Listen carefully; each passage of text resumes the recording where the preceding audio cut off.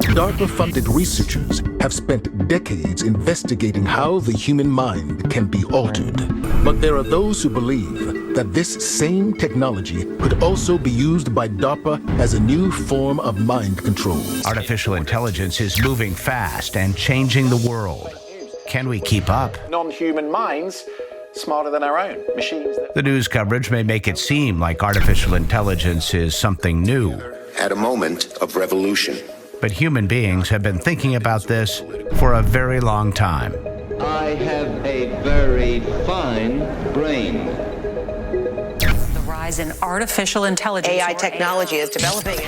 Hey, what's up, guys? Welcome back. So if you watched the last video, you know we talked about AI, machine consciousness, and people falling in love with their chatbots. And so I thought I was finished, right? But then I caught myself asking a question that I couldn't shake. And that's, if we're having this conversation now, what was happening before now? You know what I mean? So I started digging, and not into the headlines or the latest AI announcements, but I wanted to go back to the beginning and ask who was asking these questions decades ago? Who was funding the research, and who was laying the foundation for the technology we're using today?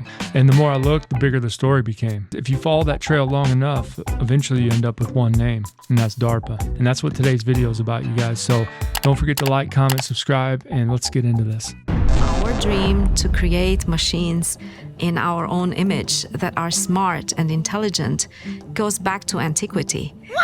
It's something that has permeated the evolution of society and of science. Whoa, hold on. You're telling me people have been thinking about AI since antiquity?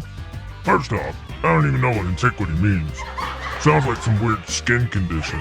But if people have been talking about this for thousands of years, who finally said, alright, enough talking, let's build this shit? Well, believe it or not, Bob, he was a British mathematician. Say what now? You gonna been a wizard or something? I was hoping for a wizard too, but no, we got math. Real nerdy. The modern origins of artificial intelligence can be traced back to World War II and the prodigious human brain of Alan Turing. The legendary British mathematician developed a machine capable of deciphering coded messages from the Nazis. After the war, he was among the first to predict computers might one day match the human brain. There are no surviving recordings of Turing's voice, but in 1951, he gave a short lecture on BBC Radio. We asked an AI-generated voice to read a passage. I think it is probable, for instance, that at the end of the century, it will be possible to program a machine to answer questions in such a way that it will be extremely difficult to guess whether the answers are being given by a man or by the machine. And so the Turing test was born. So at this point, I thought, all right, I know where the idea came from, but then another question kept hitting me. So I'm like, okay, where did it go after Turing? Because in the last 75 years, we've gone from one man asking whether machines could think, to AI that can hold conversations, generate images, write code, and convince some people that it's become self-aware. How do we get here? So naturally, I kept digging, and one name just kept popping up over and over again. DARPA. What exactly is DARPA? The Defense Advanced Research Projects Agency, DARPA, is a pioneering agency within the United States Department of Defense responsible for spearheading groundbreaking research and development projects. Established in 1958 in response to the Soviet Union's successful launch of the Sputnik satellite, DARPA was originally known as the Advanced Research Projects Agency, IARPA. Its primary mission was to ensure that the United States maintained a technological edge in defense and security. Ah, geez. Let's just pray I have the energy to get myself another beer. Particularly in light of the perceived Soviet technological superiority. Over the years, DARPA has been at the forefront of innovation, pioneering revolutionary technologies that have reshaped the modern world. One of its most notable achievements is the development of ARPANET, the precursor to the internet. ARPANET, created in the late 1960s, was the world's first operational packet switching network and laid the foundation for the global communication network that we rely on today. What the fuck is the internet? The internet is a communications tool used the world over where people can come together to bitch about movies and share pornography with one another. Here's what we're looking for, moviepoopshoot.com. Poop shoot, yeah. And there's a lot more of DARPA in your pocket than you think. Your cell phone uses microprocessors designed by DARPA. They also created the batteries to power those microprocessors. Your phone uses wireless technology made possible by DARPA. The touchscreen and the microphone came from DARPA. Voice recognition and GPS come from DARPA. DARPA. The future is now! Soon every American home will integrate their television, phone, and computer. You'll be able to visit the Louvre on one channel or watch female mud wrestling on another. You can do your shopping at home or play Mortal Kombat with a friend in Vietnam. There's no end to the possibilities.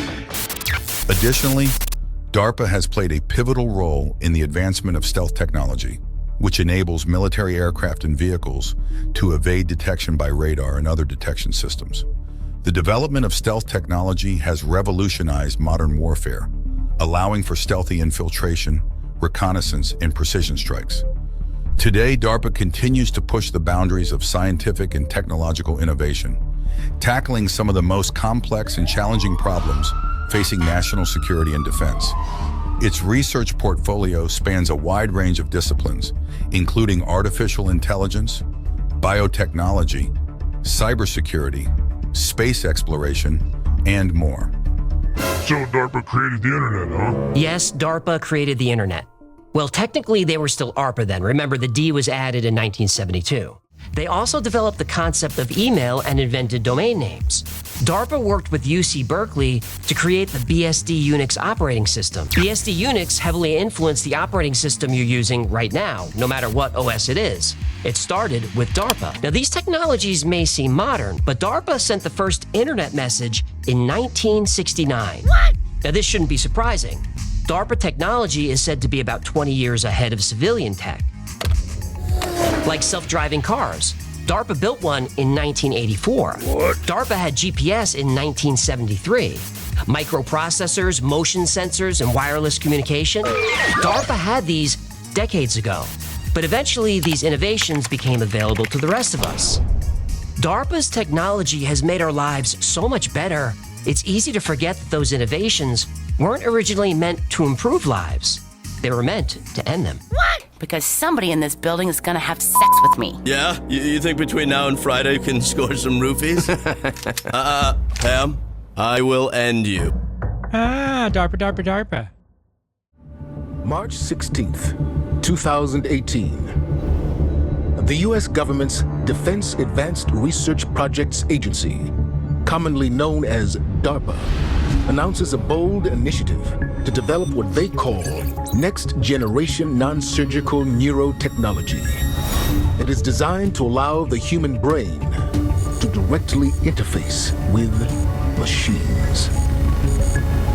We know that DARPA is exploring human-machine interfaces that include direct connections between the brain and outside systems.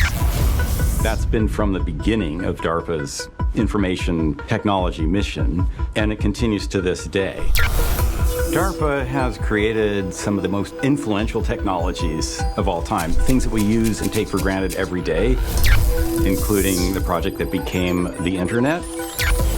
They've created self-driving cars, stealth technology, GPS that fits in your pocket.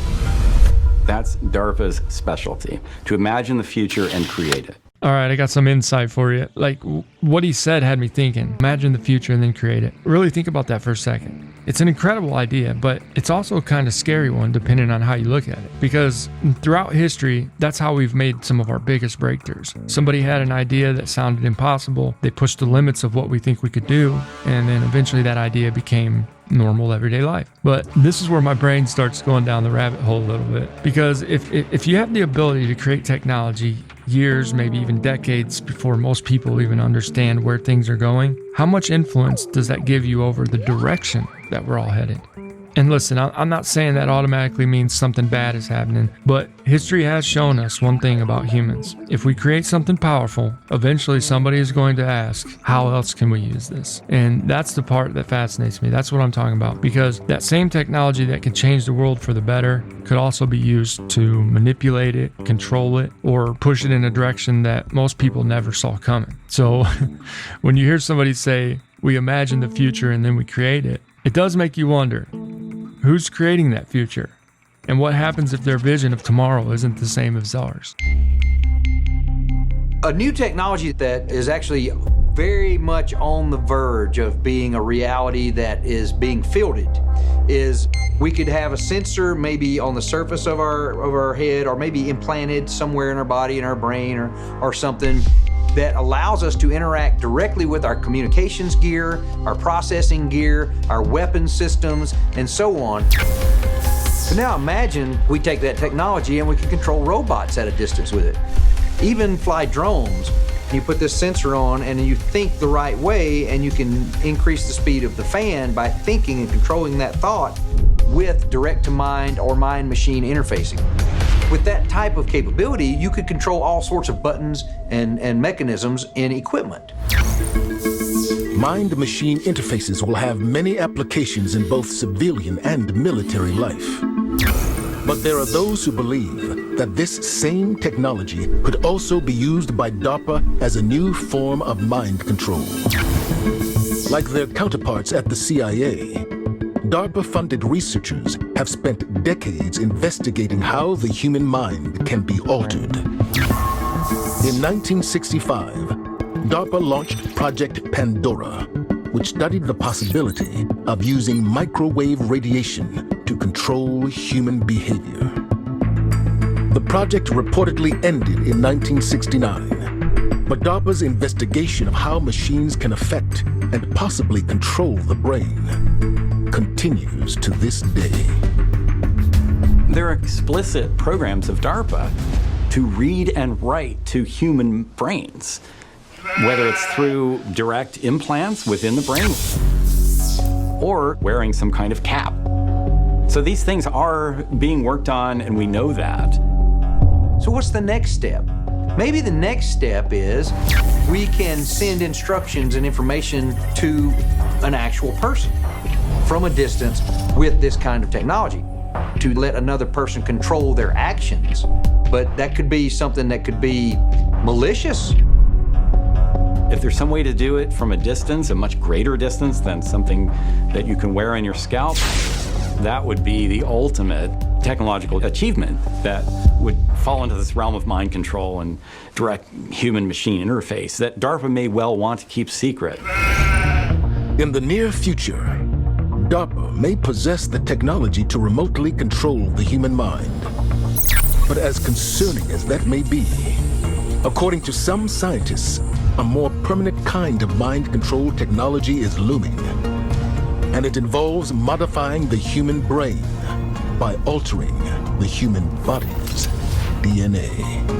DARPA likes the public perception of, that they do all these things for the good of humanity. And actually, this agency is going to create the vast weapon systems of the future. That is what DARPA does. They are always 20 years ahead of anything that you or I know. Rat, that was the first biohybrid, right? So a biohybrid is when you mix an animal and a machine. And people freaked out. They were like, you cannot put brain chips in rats and make them move through a maze by a, remote control, which is what they were doing. They now have pigeons that are mixed, animal and machine. A moth, so there's a Mandica sexta moth, that's what it's called, it's a large moth. And DARPA scientists put brain chips into the larva. When it cocooned and became a flying moth, it had the chip built into its system. Huge step, and this is now 4 years ago.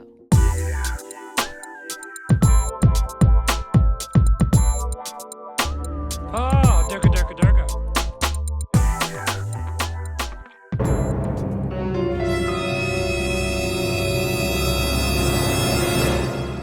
Poop shoot. Yeah.